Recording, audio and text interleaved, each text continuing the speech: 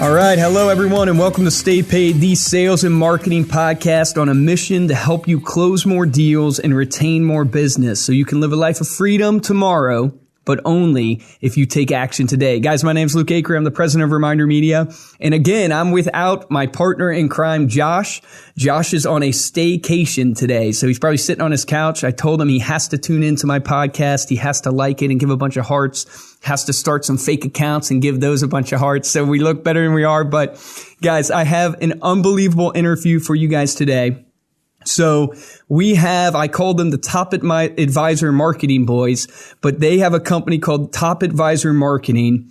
And I have Kirk, Lowe, and Matt on the program today to share with you guys what they're doing in the space of helping advisors and helping businesses really do their digital communication. And we're going to talk specifically on this podcast about the podcasting. Literally, how do you do it in your business? You know, how do you make it work? What do you need to get started? But just to give you guys kind of a background of who these guys are, Kirk Lowe is constantly pushing for better, more efficient financial branding and marketing. He is one of those rare professionals who graciously shares everything he's been working on, all the successes, all the failures that he's had.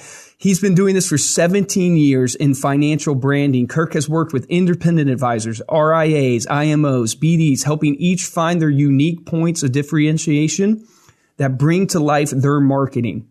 Kirk's clients have spanned the United States, Canada, Australia. Kirk has published many white papers. Guys, this guy is someone that has had boots on the ground helping advisors grow their business. Matt, he got started in the financial service industry about 20 years ago as a certified life and business coach. He's become immersed in his clients' biggest needs. He built his knowledge and expertise as a financial branding and social media expert. More recently, Matt has added podcasting to that list. Matt respects how tough it is to be great and effective at marketing while running a practice, living a life, and loving a family. He teaches advisors how to be themselves, let their passions shine through, and create strong brands that resonate with ideal prospects and centers of influence. Matt's actually published his first book called The Social Media Handbook for Financial Advisors. So, with that intro, guys, Kurt, Matt, welcome to the show. Thanks for having us. Awesome. Thanks, Luke. You're well prepared, big guy. I appreciate that. Guys, it's awesome to have you on. Guys, I was actually interviewed by their podcast, so definitely check that out, and we'll plug that in the show notes here. But Kurt, Matt, if you guys could take a second and introduce yourself to our audience, how you got into this Top Advisor Marketing, really what brought you here, and just give our audience kind of your story of how you got started, and then we'll jump into this topic of how to actually put a podcast together. Kirk, you want to start? Sure thing. So I've been doing podcasting for 18 years, financial marketing for 18 years now, and was briefly in the business, realized quickly that my marketing degree is what I wanted to pursue, and have been doing my own consulting thing for that long. It's been a wonderful ride, and I think just surviving 18 years is a good thing. But I agree with that. Sometimes we don't give ourselves credit for some of the simple stuff, the simple wins, That's a great point. Anyhow, yeah. So, and along the way, I've learned that sharing my expertise has been my greatest asset for moving my business forward, not just from a standpoint of putting myself out there, but from learning about what I want to communicate and how I deliver services and strategies and all that kind of stuff. That's been a big part of being better in my profession, or in our profession, I guess. So 18 years, my focus I think probably is based on what I do best, which is branding, helping companies figure out that interesting little niche or a different and better way to talk about how they do it, things like that. And I think another gift is that I'm very practical and I like being helpful. And so that's easy to share and get on a podcast. And when Matt and I met a couple of years ago, we met before then, but a little bit before then, but when we figured out that he had a radio background and I loved to, be helpful, we started podcasting, and we had another podcast called Mod Marketing, as in modern marketing. And we decided to shift to Top Advisor Marketing podcast And I think we're at 120 or something like that. And I'm more of an expert guest now. I used to do all of them at the start with Matt. But now we have a lot of guests on, which has really helped us grow the podcast and our thought leadership along with our business. And we can talk about that as we go here. But that's a huge, it was a huge moment in my career. We have a lot of fun and we're constantly building momentum. I don't like to talk about leads in this case, but we're always building momentum. Yes, leads is one of the things that happens. Opportunities, growth, communication, thought leadership, all kinds of wonderful things happen when you're doing this kind of stuff. So that was a long rant, but I'll let you introduce your stuff, Matt. No, I can testify to it too, guys. It is an unbelievable podcast and has only gotten better and better and better. And I know you guys' listenership is growing. So it is definitely something you guys have fun at, but it's definitely something worth checking out for sure. So Matt, I guess introduce yourself and how you guys got involved. You have a background in radio. I didn't know that. So I'm learning something new about you. Yeah, I do have to say, Luke, it's very strange being on this side of the microphone. I'm usually on your side of the microphone. Well, I have some really tough questions for you, Matt. So be prepared. It's going to be like it's going to be like a presidential debate or something. I started doing radio when I was 13. So my high school had a radio station. I still don't know why they do, but they still have it today. I was Madman Matt Halloran back then. I did a heavy metal and then a gospel show.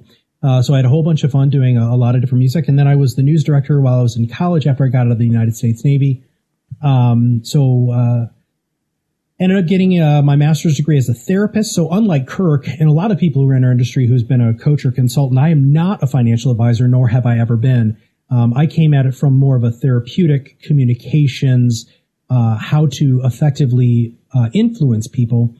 And through that process, I got to meet Kirk, and he's going to blush, which you can tell because he's bald like I am. His whole face turns red. But here's the deal. I have always wanted to have mentors. So mentors has been one of my keys to success. I had Ron Carson as a mentor for 5 years. And then before him, I had his name was Dr. Victor Harms, who was a PhD life coach who I learned from.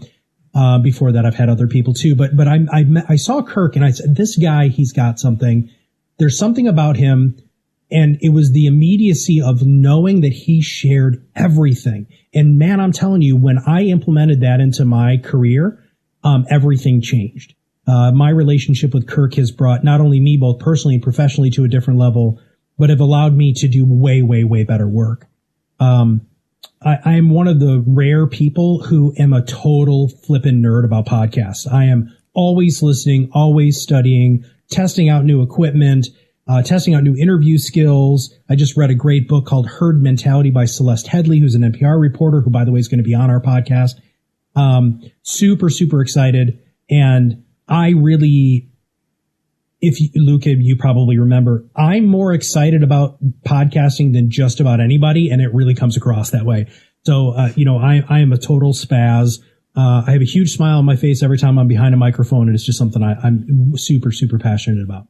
Now, that's awesome. And I think you guys touched on a really, really key point there that I think is essential to growing any business that I don't want to really miss or gloss over, is that giving value and sharing. You kind of summed it up in like sharing and being open with everything. I think so often when you're growing a business, and hopefully this has not been oversaid, is that it's so easy to want to guard your secrets and guard your success. And you don't really realize that the more open you are, it's something about, I don't know, this world, the universe. It's just, if you're open and you give and give and give and give, you end up receiving. When you take, you really get nothing out of that. Or the things you do get, you haven't built strong relationships. And you guys know with ReminderMedia, our business is built on the backbone. It's all about relationships.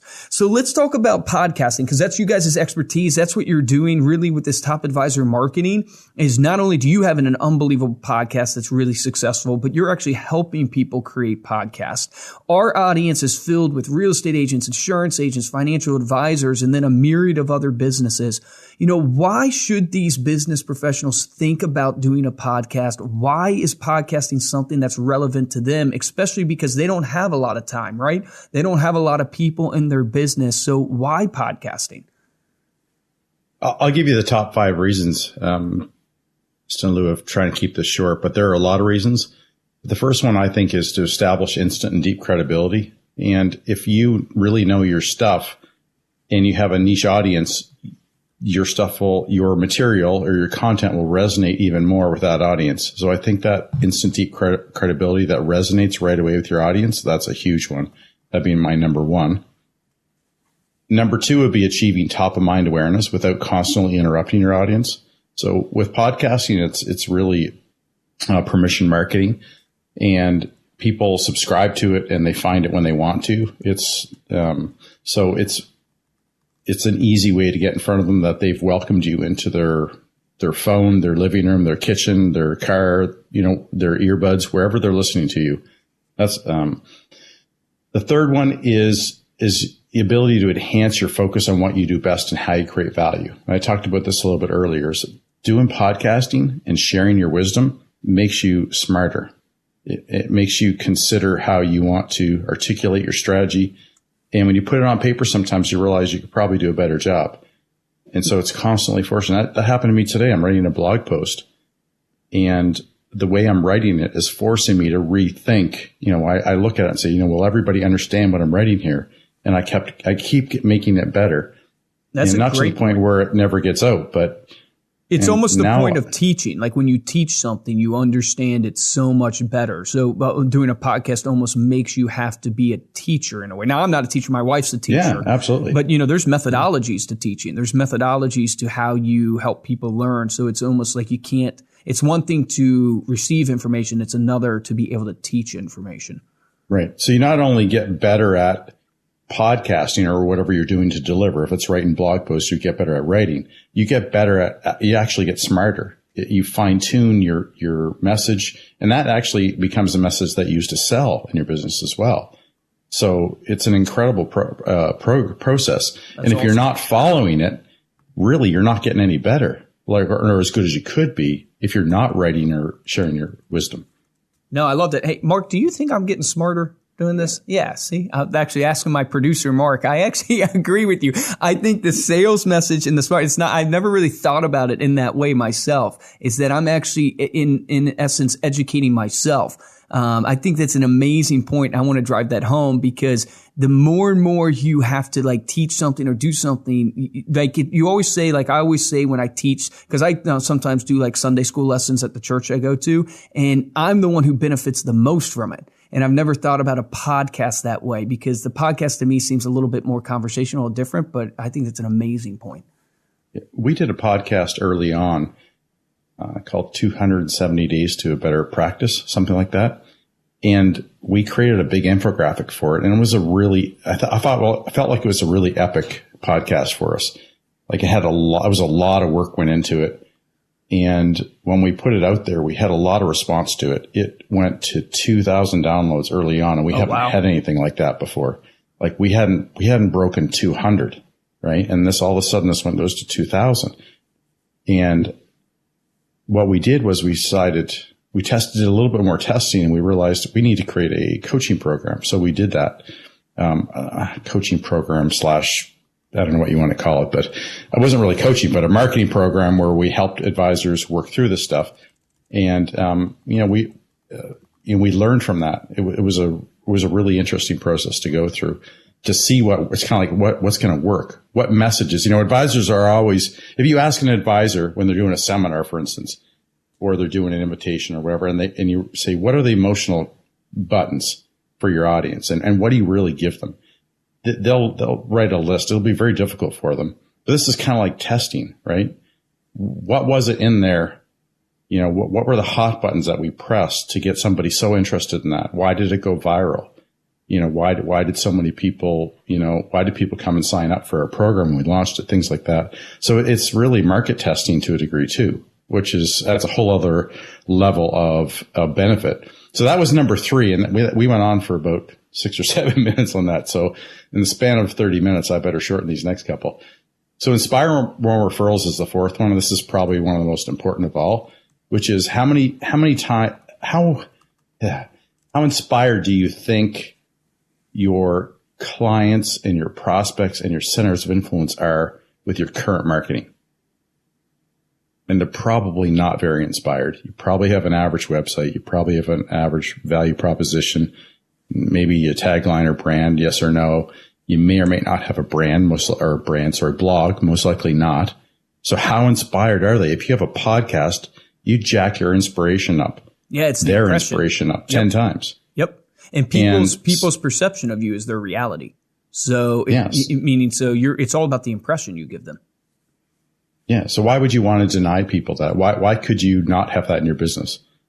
So that's a really huge one, is in being able to inspire more referrals. And I think that's how you'll get most of your clients when you do start podcasting. It's not about finding somebody sitting, hanging out on iTunes looking for financial advice, right? It's going to be, a John who's a client saying, you should listen to Luke's podcast. It's fantastic. This week he talked about blah, blah, blah. Does your advisor have a podcast? Heck no. I can't get them on the phone for a 5-minute call most of the time, or I'm beating up advisors. I'm just saying what these guys might say. Anyhow, so number 5 is it's a great opportunity to showcase your expertise in a really personal manner. And that's a great way to differentiate yourself. How can you do that now? How can you share your expertise, show some personality, and get people interested, allow them to experience you? The only time you can do that is if you're doing seminars. And that everybody knows that's a sales platform, right? Mm-hmm. Or a sales event. And or if they're in a meeting with you, guess what? That's an even more high pressure sales event. But a podcast is not. It's on their time, on their terms, in their own world. It's about, listening in on a conversation like people are doing with us right now. Yeah, that's amazing.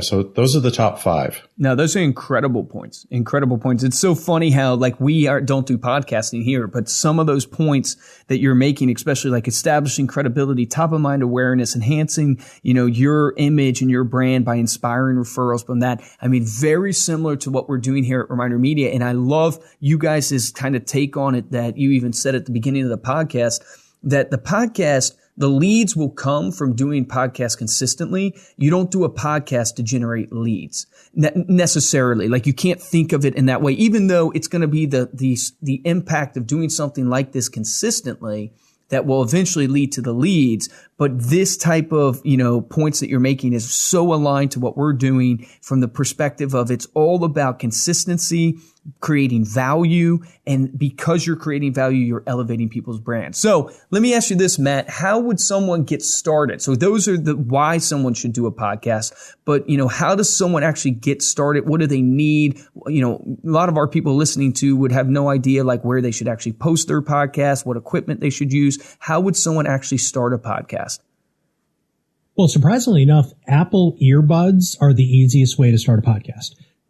They have this insanely wonderful microphone, and you can basically just record on a voice recorder. We use a program called Audacity, which is a free download. It's basically allows you to edit things. But then you can go crazy, right? So it can be as simple as just doing, some Apple earbuds. You can get like a Yeti microphone, which is a USB microphone. You have an upgraded microphone there. I can see that. That's probably a hypercardioid or cardioid microphone. I actually have no idea, but that sounds really good. Well, I'm going to nerd out just real quick here. Every microphone is going to have a different sound, and you do need to test different things. Like Kirk is using a Shure SM58, which is a standard microphone for performances. Kirk could literally throw that mic across the room, knock somebody unconscious, pick that mic up, and it'd still sound the same. Now, my microphone is a little bit different because I do a lot more podcasts. I've got a Sterling ST155. It's about 3 times as expensive as Kirk's. But I also have a 8-track mixer over here on my right that feeds into an AG03 Yamaha, which is a USB interface. So again, you can get pretty darn nerdy, but here's the great thing. We're going to tell you everything you need for free. Every single solitary piece of equipment, going from bare bones to go nutso, is in a free white paper that we have. That's on topadvisormarketing.com, Advisor U, and it's how to start your own financial podcast. It's an absolutely, so it doesn't matter what you do, insurance, professional, real estate, it's all the same stuff. You can get into it as easy as, $50 for a pretty standard USB mic, or you can spend thousands and thousands of dollars on it. Which you don't really need, which you don't need to do. Yes. Which you don't. And none of us have. I would make the point, like for us, when we started our podcast, we started in a closet. I mean, actually, you guys can't see behind me right now. It looks maybe kind of like I have this set, which I kind of do, but I mean, I'm literally in a storage room. I have like magazines across the boxes of magazines across me. So, it might look like there's a ton of money going into like the production stuff like that. It's really not. It's really quite simple. And I think a lot of times what keeps people from starting things is they get overwhelmed thinking it's like, I don't understand. They hear 8-track mixer and stuff like that. Oh, I can't afford that. The reality of what you said, Apple, I like earbuds or whatever, have the nice mic. You could literally do it that way, and just start it. So let me ask you guys this. Okay. So, they can start literally for free. They can go to, and we'll link to that white paper in our show notes, because I think that's awesome. Everything you need to start a podcast. They know the benefits. What keeps people from starting a podcast, and how do they go about implementing one? Meaning, like, you're telling everybody listening to this that a podcast can help them in these 5 ways. What's the main thing that you guys see that holds people back from starting a podcast, and what would you tell them? I just think it's fear. A lot of people will tell me, Matt, I have no idea what I'm going to talk about. Kirk's going to, we'll flesh that out a little bit more today. I don't know if people can see the screen that Kirk is sharing, but we use a very specific tool called MindMeister that allows us to basically unpack an entire podcast. So we can do it in about 7 to 8 minutes. So we can do a mind map for a 30 to 40 minute podcast in literally no time at all. I want to rewind just a little bit because fear is the big thing. But I just want to take a second to talk about best practices, just because nowadays, those of you who aren't doing a podcast, who aren't really active on social media, you have to understand that communication has fundamentally changed, right? You have to communicate to your clients and prospects in the medium in which they are at and use when they're there. And that's what, man, Luke, when we interviewed you and you talked about what you guys do at Reminder, you have staying power, right? I'm going to be brutally honest. Most social media posts don't have staying power, right. But the only thing that has the level of staying power is your cool freaking publications is a podcast, right? It's a great People point. binge listen to a podcast. They're evergreen, right? You really want to make sure that you're putting out, you don't have to put out timely information. You put out timeless information. So fear, you just got to get over it. Unless you suck. That's a great point. Can I backtrack you on that? Because I'm learning myself here, guys. If you watch our YouTube video, you'll see me typing notes as these guys are talking, because I have a podcast myself. So I'm trying to learn from the experts. So you said not necessarily timely content, but timeless content. Could you explain that a little bit more? Because I think about that all the time. Like, how timely do I have to be, in the content we're producing to get engagement? Like, what have you guys seen from that? And could you unpack that a little bit more for us? Yeah, it's the Netflix effect. It's binge watching, right? So we know that so we've done 120 podcasts, Kirk and I, with Top Advisor Marketing. I know that if somebody comes into podcast 90, the probability of them going all the way back, because we hear this a lot, go all the way back and listen to podcast number 1 and just binge listen to them. If we did something that was incredibly timely, and for the people who hire you and who hire us, because we have a very, very similar market demographic, do you want, if you're a real estate agent, do you want to just talk about the listings that you have right now? I would say no. You would want to talk about all the things leading up to the listing, all the things that happen during the sale, all the things that happen after the sale. What does staging look like, right? Color schemes, paint schemes, new trends, anything like that. Now that's where people are going to dial in, right? That's where people, and especially with what Kirk said about a niche, right? He calls it niche because, he's Canadian. But, with a niche, if you're a real estate agent who works as a transition specialist, everything you do on a podcast should be about being a transition specialist. Tell stories, make it personal. And that's where the timeless aspect comes in. And Luke, your articles, some of those in there are totally timeless. I mean, I remember when you sent Kirk and I the magazine, it was really, really funny. Kirk and I, we got it almost at the same time. And we both got on a Skype, because we do everything on Skype.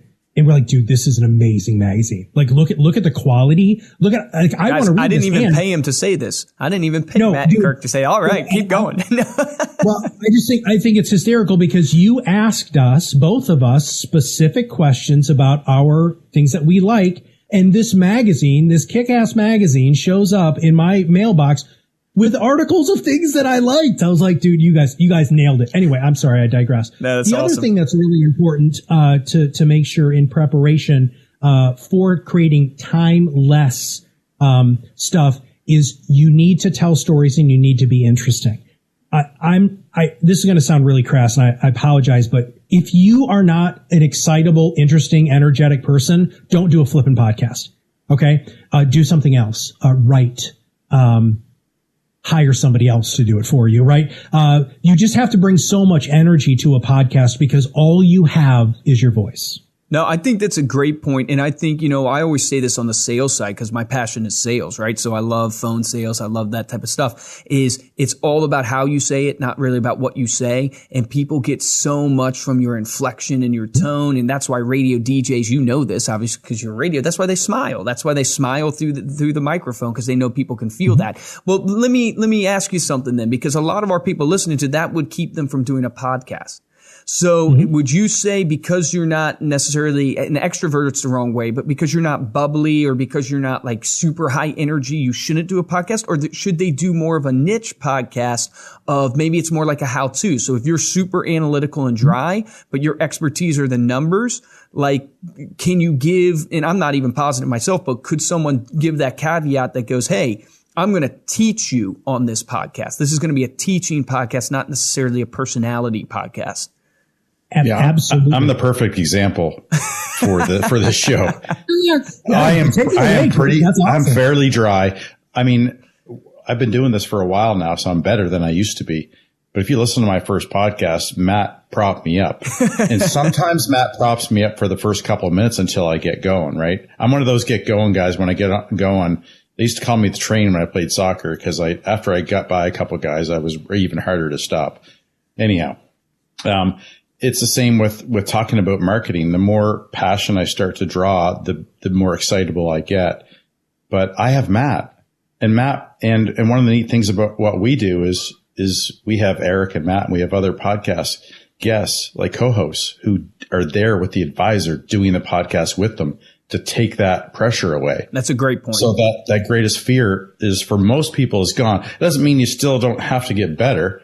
You do. And a good thing is you can see, I usually don't wave my hands, but when I'm on a podcast with Matt, I start talking with my hands more. And that's can't help yourself. I'm doing a good job. Yeah, that's when I know I'm doing good. It was when my hands start moving around. I think, a great point to make for our audience listening to this is maybe they don't have someone they could do the podcast with, which I always say you can find somebody. So that's an excuse. But if you don't, think about like interviews, like think about if you're a real estate agent right now and your podcast could be interviewing the other local businesses in your community.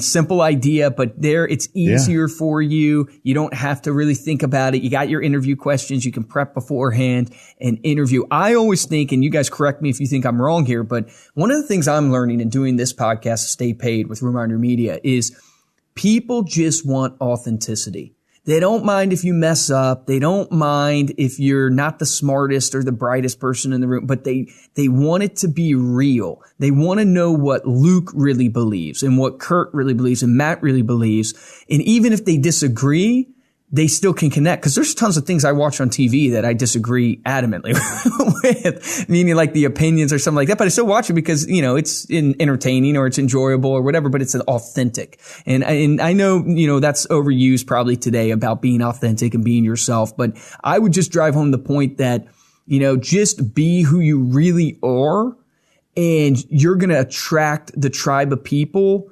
that connect with that. Does that make sense? Meaning like you're going to attract people who are in your tribe and those are the people you're going to do business with. And that's where you're going to create this culture, this community, as Seth Godin would say. Mm-hmm. There's a great Parks and Rec quote. I'm a huge Park and Recreation fan. And they're talking about there's a podcast for everybody on everything. If all you need to be is passionate. So I don't know you guys, it comes from here. It doesn't come from here. So your podcast has to come from your heart. And if your heart connects to your brain because you're going to nerd out like I just did with the podcasting equipment, right? People know that I'm passionate about it. You don't have to be an extrovert. You have to be passionate. That's all we ask for you to be successful. And Luke, with what you were talking about, having a co-host, having two voices, we have found is the most successful way to engage an audience. Because as Kirk said at the beginning of the podcast, it's kind of like they're just sitting on a fly on the wall, right? And they're eavesdropping in on a conversation that they're very interested in hearing. So no matter if you're a real estate agent, if you're an insurance professional, or if you're a financial advisor, very quickly, insurance professionals are a perfect example. I don't want you to talk to me about whole life insurance. Please, dear God, don't talk to me about term rates and blah, blah, blah. Talk to me about life. You are a life insurance agent. Don't sell me on death. Don't talk about death. Talk about life, the benefits of life. Yeah, that's insurance. awesome. Dude, I just thought of another great application of a podcast as I'm talking to you guys about, partnering up with somebody. Imagine if you're a real estate agent listening to this right now, or insurance agent, and you partner up with a real estate agent. Like you're an insurance agent and you partner up with a financial advisor. Why that's so beautiful. I'm all about, like, you think of our businesses, right? There's synergy in our businesses, guys, and we can help each other. I'm not doing podcasting for people and they're not doing magazines and digital magazines, stuff like that. There's synergy here, right? And so they can spread my brand to their audience. I can spread my brand to theirs. Imagine you with your financial advisor in your community, and now you're reaching his audience as the insurance agent and he's reaching yours. So that's a way to spread your brand and to generate leads just by getting a co-host that's in another business that's synergistic to yours. So I think that's amazing. So talk to me, guys, you talked about implementation, and then you talked about letting it work. Can you guys elaborate on those 2 points that you mentioned before we got on this podcast? What do you mean by implementation? One of the things that happens with advisors is, and we've talked about before, is the site right before we started recording, is that when advisors, and we were talking with another amazing PR guy earlier today, Matt and I, where this comes up where advisors start something and they don't follow through. And I'm beating up advisors because that's who we work with, but it happens to everybody. Right. Every industry. Real estate agents, and every industry, every business owner. And it's hard to understand that momentum and consistency and authenticity, those are what build the momentum. You have to keep going. The results will happen. And Luke, I think you mentioned earlier that, 95, a lot of people get 95% of the way there and they quit. Oh yeah. It's heartbreaking. Right. And if you're doing the right things and they make a lot of sense, you have to do it. But there's little things you can do to make it better, right? You can make sure you're sharing on social media, make sure you're sharing the right way. Make sure that you're sending out an email from time to time, letting people know that your podcast exists and that you're doing good stuff. Make sure that you have email addresses for all the people you know. I can't believe how many people I talk to that don't have email addresses for all their clients. I mean, not their clients or prospects, people or centers of influence. Like everybody you know needs to be on your list. Yep. Needs to have been invited to your social media channels, stuff like that, right? So that's a big one. Another one is networking. We had a guy, a recent podcast starter who started a podcast, and he went to a BNI meeting, I think it was, Matt, and he introduced the fact that he started his own podcast, and somebody who wanted to work with him for years but who had never reached out, listened to the podcast, said, finally, I should have been working with you a long time ago, and they started a relationship. He got a new client. It hadn't even hit the social media, I don't think, before he had a new client. Yeah. The story isn't that you should expect a lead the first day. The story is you have to be out there implementing your stuff everywhere. You should be talking about your podcast. You should be sharing it with your clients, your friends and family.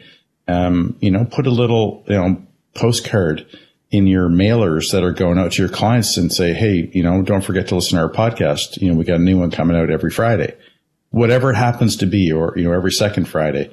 Just make sure that people understand that you're in business and you're doing things and you're sharing and invite them. So that's a big part of implement. And the next one is don't start and stop. So if you're going to start podcasting, let it work. Matt and I, it's taken really 18 months is where we started to see some more consistent results. That's and when I mean know. results, I mean more centers of influence asking to be on our show. Our numbers start going up more. We start getting people who are finding ways to connect, reach out through LinkedIn and connect with us. Some of those turn out to be opportunities. Most of them turn out to be good opportunities. We don't get a lot of people who contact us who are, asking for stuff that were not a good fit. So I know our stuff is qualifying advisors and opportunities, which is incredible too. A lot of advisors forget about, and real estate agents forget about the value of good marketing and branding too. Right. Is that you attract just the people who are going to be right for working with you. Yep. So those are big. And one of the best things to implement, and you talked about this, about how you could partner with another profession and right away you've doubled your audience. What if you invite guests regularly? So if you were doing 2 podcasts a month, what if once a month it was a guest? Maybe it was a lawyer, an accountant, a yoga person, a dietitian. I mean, if we're going to be talking about life, and advisors really struggle trying to move beyond their expertise sometimes and add they're value super outside analytical. of that. Yep, super analytical. Yeah. They're not relationship driven a lot of times. Absolutely. But if you can invite guests and what's going to happen after that show, they're going to feel like rock stars on your show because, in our show, for instance, we have a professional voice that introduces us. We got music. Matt starts it off with a, wonderful energy. We have lists typically. We stick to the map so we know that everybody's going to get a ton of value. We teach that to all of our advisors who are podcasting. The outcome is you're going to make them look tremendous. And they're going to say yes. You're going to help them become prepared. It's going to be a great experience because you're going to have lots of energy and it's going to be professional. What are they going to do? They're going to share it with their audience. You just added, hundreds of people who are now going to see your stuff. And if you're organized, you will have sent them a profile sheet and say, thanks for being on our show. Here's the stuff you got to come prepare. Make sure you have, warm glass of water. You're ready to go. You're standing up. You've got a decent microphone. You've planned out what you're going to talk about, and you're going to tell your social person that they're going to share your stuff. And you're going to send out an email letting everybody know that you were on a podcast. If you tell them all those things, they're likely to implement those things. That's another big part of implement, right? It's amazing. So, and I would make the point that all this doesn't take a ton of time. Like as you guys are listening to this, I literally spend, what would you say, Mark, 2 hours a week on doing 2 podcasts, if that. Meaning so it doesn't take a lot of time. You can literally, this podcast here, we'll go for 30 minutes to an hour, but it's not a ton of time for a ton of return. And listening to you speak, you can literally, guys, it's so funny when I listen to, really successful people talk. You can replace what they're talking about, the podcast, with so many things in life. You can replace it with sales. You got to be consistent. You can replace it with going to the gym. You can't do something one time and get a healthy body by going to the gym. It takes consistency, but yet so many of us who listen to this still give up. It's so crazy to me how we know the principles of life remain so true in so many different, whether it's industries, work, career, life, but yet we give up so soon on these things. So guys, I'm going to, ask you these questions because I ask everybody who comes on from an interview perspective the same 2 questions because I'm always curious myself to hear the answers. One is everybody is always looking for the magic formula for success, right? And we always know that there's no magic formula, that doesn't exist. But I'm curious to hear from you guys, is there a routine that you've done in your life over your years of experience and now building Top Advisor Marketing? Is there something that you do from a routine standpoint, whether it's daily or weekly, that has really driven success in your business and in your personal life? To be honest, my routine is I don't have a routine. I try to be creative and always be building, and I come back to that stuff. But I'm not a routine person, except I guess one thing I can say is every day I wake up, I feel good about that day and I approach it. And I don't think I do that. I'm just like that. And I try not to let things get me down. You're going to have good and bad life and business. So I guess if anything, I always wake up feeling like that day is going to be a great day and good things are going to happen. And I don't have to cheer myself up. I'm like that, but I try to be creative find ways to be creative as much as I can, whether it's ways to grow the business, how we help people, how we develop brands for people. That's the best I can offer there. I'm sure Matt's got some good awesome stuff. It probably doesn't surprise you. One of the reasons why Kirk and I work so well together is because I'm the exact opposite. So I'm a very routine-based person. One of the things that I do, and I'll go daily and then I'll go a little farther out is I meditate every single solitary day. So I'll meditate anywhere from 30 minutes to 45 minutes every single solitary morning after I wake up and I get my kids off to school. It is my time to basically collect myself. It's just very, very important to me. And it also allows me to, prepare for the day. Meditation for me isn't all about being quiet. It's about having the right mindset. So for instance, Tuesdays are my management day, today. So, I'm managing my team today. And I know when I go into, Tuesdays, that's what Tuesday is. And I know what Wednesday, Thursday, Friday look like. I have very specific podcasting days where I'm doing very, very heavy podcasts. And then last but not least, I believe if you don't know where you want to go, you're never ever going to get there. So I do every year or as needed, I will update my ideal day and I make it 1 page long and it will be exactly the way that I want my life to be from when I wake up in the morning to when I go to sleep at night. Everything from taste, smells, touches, different things that it looks like. I try to do my best to put myself in that situation, because as I'm going through the day, little things pop up that reinforce that I'm living this ideal life, that I'm working very hard towards. Little things like, some things happen with Kirk and I today. And it's funny because he hates it when I get sappy, but I got sappy on him today, because I actually really care about the guy a lot. And he, that's part of my ideal day. I want to live my genuine self. In fact, that's one of our company values is we hired you for you. I want you to be you. I don't want you to be somebody else, because when you're you, you're your best you. And we try to do that every day. I love that. And that translates so well to being applicable on a podcast. Being you. That's so good. Yeah. So last question for you guys is, knowing what you know now, I mean, you have 17 plus years, 20 plus years experience in branding and marketing and financial advising. What would you go back and tell younger Kirk? What would you go back and tell younger Matt? And I'm always curious to hear what people say, because, you have experience now. What would you tell your younger self, whether it's to avoid or to invest more into? What advice would you give? I would have said share more and more often is earlier. I think that's the biggest one. And don't teach everybody. Don't just teach people about what you think, teach them about lessons you've learned too. Oh, that's great. Right. Yeah. Well, first off, I would have invested in Yahoo and Google. But that's me too, man. Totally different. Yeah. Maybe Apple as well. Maybe Apple as well, especially when it went back down to like nothing. Yeah, right? Seriously. So I've got two quick things. Number one is, Luke, when you were on the podcast, I remember a colleague of mine saying, "Why do you have him on the podcast? He's your competition." First off, we really don't do, but we are in the marketing space, right? Sure, yeah. Everybody's competing for wallet share for sure, yeah. But you can't handle every single solitary advisor that needs your services, and I can't either. Correct. So we do live in a world of abundance, okay? And I really do believe that an abundance mindset makes a huge difference. And then the one thing that, man, I wish I would have figured out a lot sooner is it's not about me. I would slap myself and beat myself as a young person, probably from the age of probably 12 That's great. Up until maybe last year, where everything was about me, right? I owned my own company. My company was me. And then when Kirk and I got together and we merged, this feeling of relief that it wasn't all about me, that we were building something much larger and much greater than ourselves, that the spotlight doesn't have to be on Matt. It doesn't have to be on Kirk. If we shine the light on all of our team, and we've got a really impressive team now, man, it's the old saying, a rising tide lifts all boats. I was so tired of being the only boat in the water.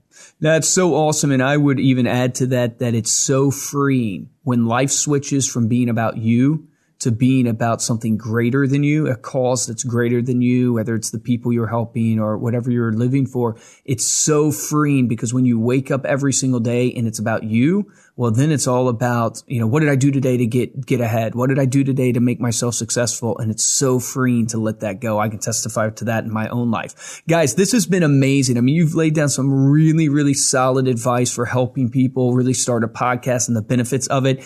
Tell them where they can find you, because I want people to find you, because if they don't want to get into podcasting from themselves doing it, I know you guys offer that service. And, I want to plug that for you guys, because I know you guys are experts at this. I actually took a ton of notes myself, and I'm going to apply them to our own podcast. But tell them where they can find you, whether it's on social media or your website. Go ahead and plug that for them. Kirk, I'll take that real quick. And so the best thing to do really is to follow Kirk and I on LinkedIn.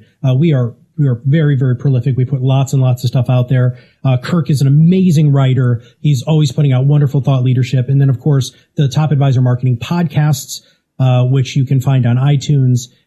Actually, you can find it anywhere. If you just type in Top Advisor Marketing podcasts, then you'll be able to listen and experience what it's like to listening to a podcast that we hope is good. Kirk, what else would you add? Go to our website, which is topadvisorm.com. M is in marketing, so topadvisorm.com. In the top right, there's our link to our podcast if you don't want to type it in. And there's also a button there called Advisor U. And Advisor U allows you to experience a whole bunch of free resources and thought leadership papers, our podcast lists. There's a couple webinars in there, recorded webinars, all kinds of great stuff for you guys. And no matter what business you're in, if you're listening to Luke's thing and you want a little bit of extra help or would like some more resources, there's lots of free stuff there that's got lots of thoughtfulness put into it. Love it. Matt, Kirk, thank you guys so much for being on the show. I know there's a ton of value here. Guys, thank you for listening to this episode of Stay Paid. Please go to iTunes, subscribe, share it with a friend. Wherever you listen to your podcast, please subscribe and share it, rate it, review it, because the more you review, rate, and share, the more people that are impacted by it. And our goal for Stay Paid is to really share our knowledge and share what we've learned and interview great minds in the business. And so we can build this community of people who are sharing to help each other grow, because I love what Matt said. It really is a world of abundance, and there's plenty out there for all of us. And so please go to iTunes, rate and review it, and share it with a friend. If you want to find me on social media, you can find me at Luke Acree. You can find ReminderMedia at ReminderMedia. We would love to connect with you and hear from you. I'm going to close out this podcast with the action item, guys, because at Stay Paid, we always want to close with an actionable item for you to take action on in your business. Here's what I would tell you. Sit down this week and map out what your podcast would be if you did one. I'm not telling you have to start one this week, but what I would say is take action, spend 30 minutes to go, what are the things that I'm passionate about that I could talk about all day long with my friends and my family, and map out, if you did a podcast, what would it be? And then guys, seek out Matt and Kirk, because they can really help you take it to the next level and implement it in your business. And I agree with them, guys. It's the sum of little things that add up to big wins. The podcast won't be a big win necessarily for you right away from generating leads, just like doing American Lifestyle Magazine. It's not going to be a major win right away. It's not that it doesn't happen, but you can't run your business that way. It's the sum of little things you do every single day. The podcast, our magazine, email marketing, those sum of little things is what adds up to big success. Remember, the difference between a top producer and a mediocre producer is top producers take action. So take action on that today.